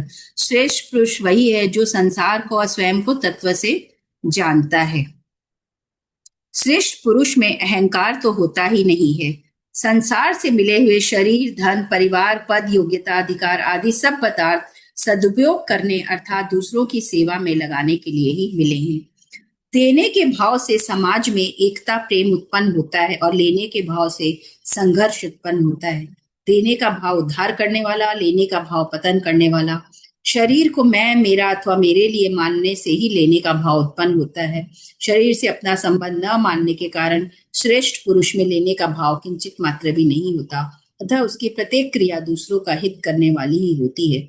ऐसे श्रेष्ठ पुरुष के दर्शन, स्पर्श, वार्तालाप, चिंतन आदि से अपने आप लोगों का हित होता है। इतना ही नहीं, उसके शरीर को स्पर्श करके बहने वाली वायु तक से लोगों का हित होता है। ऐसे श्रेष्ठ पुरुष दो प्रकार के होते हैं, अवधूत कोटि के और आचार्य कोटि के। अवधूत कोटि के श्रेष्ठ पुरुष अवधूतों के लिए ही आदर्श होते हैं, साधारण जनता के लिए नहीं। लेकिन आचार्य कोटि के श्रेष्ठ पुरुष मनुष्य मात्र के लिए आदर्श होते हैं। यहाँ आचार्य कोटि के श्रेष्ठ पुरुषों का वर्णन किया गया है, जिनके आचरण सदा शास्त्र मर्यादा के अनुकूल होते हैं। कोई देखे या न देखे, अहमता ममता न रहने से उनके द्वारा स्वाभाविक ही कर्तव्य का पालन होता है। जैसे जंगल में कोई पुष्प खिला और कुछ समय के बाद मुरझा गया और सूख कर गिर गया, उसे किसी ने नहीं देखा, फिर भी उसने अपनी सुगंध फैलाकर दुर्गंध का नाश किया ही है। इसी तरह श्रेष्ठ पुरुष परहित का असीम भाव होने के कारण संसार मात्र का स्वाभाविक ही बहुत उपकार हुआ करता रहता है, चाहे कोई समझे या न समझे। कारण यह कि व्यक्तित्व मिट जाने के कारण भगवान की उस पालन शक्ति के साथ उसकी एकता हो जाती है, जिसके द्वारा संसार मात्र का हित हो रहा है। जैसे एक ही शरीर के सब अंग भिन्न भिन्न होने पर भी एक ही है, किसी भी अंग में पीड़ा होने पर मनुष्य उसे अपनी पीड़ा मानता है, ऐसे ही संसार के सब प्राणी भिन्न भिन्न होने पर भी एक ही है। जैसे शरीर का कोई भी पीड़ित अंग ठीक हो जाने पर संपूर्ण शरीर का हित होता है, ऐसे ही मर्यादा में रहकर प्राप्त वस्तु, समय, परिस्थिति आदि के अनुसार अपने कर्तव्य का पालन करने वाले मनुष्य के द्वारा संपूर्ण संसार का अपने आप ही हित होते रहता है। प्रायः देखा जाता है कि जिस समाज, संप्रदाय, जाति, वर्ण, आश्रम आदि में जो श्रेष्ठ मनुष्य कहलाते हैं, जिनको लोग श्रेष्ठ मानकर आदर की दृष्टि से देखते हैं, वे जैसा आचरण करते हैं, उस समाज, संप्रदाय, जाति आदि के लोग भी वैसा ही आचरण करने लग जाते हैं। अंतःकरण में धन और पद का महत्व एवं लोभ रहने के कारण लोग अधिक धन वाले, ऊंचे पद वाले नेता, मंत्री, पुरुषों को श्रेष्ठ मान लेते हैं और उन्हें बहुत आदर की दृष्टि से देखते हैं। जिनके अंतःकरण में धन, पद आदि का महत्व है, वे मनुष्य वास्तव में न तो स्वयं श्रेष्ठ होते हैं, न श्रेष्ठ व्यक्ति को समझ ही सकते हैं। जिसको वे श्रेष्ठ समझते हैं, वह भी वास्तव में श्रेष्ठ नहीं होता। यदि उनके हृदय में धन का अधिक आदर है, तो उन पर अधिक धन वालों का ही प्रभाव पड़ता है, जैसे चोर पर चोरों के सरदार का ही प्रभाव पड़ता है। वास्तव में श्रेष्ठ न होने पर भी लोगों के द्वारा श्रेष्ठ मान लिए जाने के कारण उन धनी तथा उच्च पदाधिकारी पुरुषों के आचरणों का समाज में अपने आप प्रचार हो जाता है। जैसे धन के कारण जो श्रेष्ठ माने जाते हैं, वे पुरुष जिन जिन उपायों से धन कमाते और जमा करते हैं, उन उपायों का लोगों में प्रचार हो जाता है, चाहे वह उपाय कितने ही गुप्त क्यों नहीं हो। यही कारण है कि वर्तमान में झूठ, कपट, बेईमानी, धोखा, चोरी आदि बुराइयों का समाज में किसी पाठशाला में पढ़ाए बिना ही प्रचार होता चला जा रहा है। यह दुख और आश्चर्य की बात है कि वर्तमान में लोग लखपति को तो श्रेष्ठ मान लेते हैं, पर प्रतिदिन भगवान नाम का लाख जप करने वाले को श्रेष्ठ नहीं मानते। वे यह विचार ही नहीं करते कि लखपति के मरने पर एक कौड़ी भी साथ नहीं जाएगी, जबकि भगवान नाम का जप करने वालों के मरने पर पूरा का पूरा भगवान नाम रूप धन उसके साथ जाएगा, एक भी भगवान नाम पीछे नहीं रहेगा।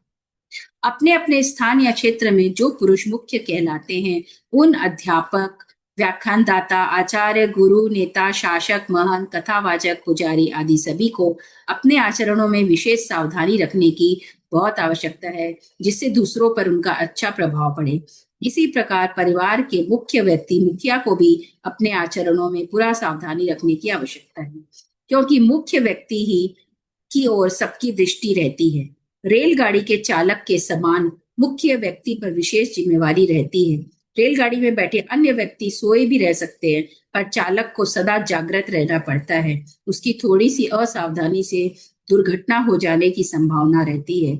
इसलिए संसार में अपने अपने क्षेत्र में श्रेष्ठ माने जाने वाले सभी पुरुषों को अपने आचरणों पर विशेष ध्यान रखने की बहुत आवश्यकता है। स यत् प्रमाणम कुरुते लोकस्तदनु वर्तते। जिसके अंतःकरण में कामना, ममता, आसक्ति, स्वार्थ, पक्षपात नहीं है और नाशवान पदार्थों का महत्व या कुछ भी लेने का भाव नहीं है, ऐसे मनुष्यों के द्वारा कहे हुए वचनों का प्रभाव दूसरों पर पड़ता है और वे उसके वचनानुसार स्वयं आचरण करने भी लग जाते हैं। यदि श्रेष्ठ मनुष्य स्वयं अपने वर्ण, आश्रम आदि के अनुसार आचरण न करके केवल प्रमाण दे, तो उसका लोगों पर विशेष प्रभाव नहीं पड़ेगा। उसमें लोगों का ऐसा भाव हो सकता है कि ये बातें तो केवल कहने सुनने की है, क्योंकि कहने वाला स्वयं भी तो अपने कर्तव्य कार्य का पालन नहीं कर रहा है। ऐसा भाव होने पर लोगों में अपने कर्तव्य के प्रति अश्रद्धा और अरुचि होने की संभावना होती है। इसलिए श्रेष्ठ पुरुष स्वयं आचरण करके और प्रमाण देकर दोनों ही प्रकार से लोगों को अपने अपने कर्तव्य पालन में लगाकर उनका हित करता है। वर्तमान में परमार्थिक भावों का प्रचार करने वाले बहुत से पुरुषों के होने पर भी लोगों पर उन भावों का प्रभाव बहुत कम दिखाई देता है। इसका कारण यही है कि प्रायः वक्ता जैसा रहता है वैसा स्वयं पूरा आचरण नहीं करता। स्वयं आचरण करके कही गई बात गोली से भरी बंदूक के समान है, जो गोली के छूटने पर आवाज के साथ साथ मार भी करती है। इसके विपरीत आचरण में लाए बिना कही गई बात केवल बारूद से भरी बंदूक के समान है, जो केवल आवाज करके ही शांत हो जाती है। पारमार्थिक बातें ऐसे ही खत्म नहीं हो जाती, प्रत्युत कुछ न कुछ प्रभाव डालती ही है। भगवत चर्चा, कथा, कीर्तन आदि का कुछ न कुछ प्रभाव सब पर पड़ता ही है। अगर सुनने वालों में श्रद्धा है और वे साधन करते हैं अथवा करना चाहते हैं, उन पर अपनी श्रद्धा और साधन की रुचि के कारण वचनों का प्रभाव अधिक पड़ता है। अब भगवान आगे के 3 श्लोकों में अपना उदाहरण देकर लोक संग्रह की पुष्टि करते हैं। वो हम कल पढ़ेंगे। आज 21 नंबर श्लोक तक ही पढ़ेंगे, क्योंकि आज का काफी चैप्टर लंबा है, श्लोक आज का ज्यादा है।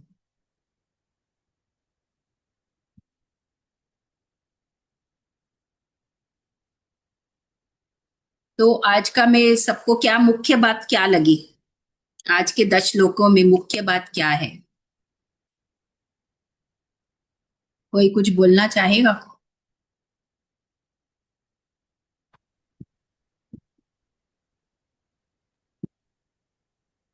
सारी बात ही मुख्य है। या कोई पर्टिकुलर बात ज्यादा प्रभावित कर रहा है मन को, ऐसा कोई बात?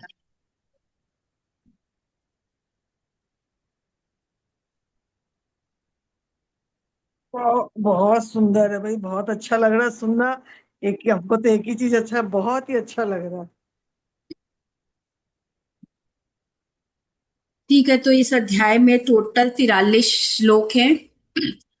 जब इसको तैयार करते हैं तो पता नहीं चल पाता कि ये इतना लंबा हो जाएगा, नहीं तो और उसको छोटा कर दे, छोटा कर करके इतना छोटा हो रहा है।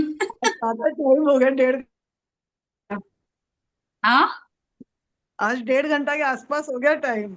हाँ, तभी भी एक श्लोक तो अभी छोड़े हैं कि बहुत ज्यादा लंबा हो गया इसलिए। मुझे अच्छा लगा, बहुत अच्छा लगा, इतनी नई नई बात है, बहुत अच्छा लगा। हाँ ठीक है, तो कल 22 से पढ़ेंगे, आज 21 तक पढ़ लिए अध्याय 3 का।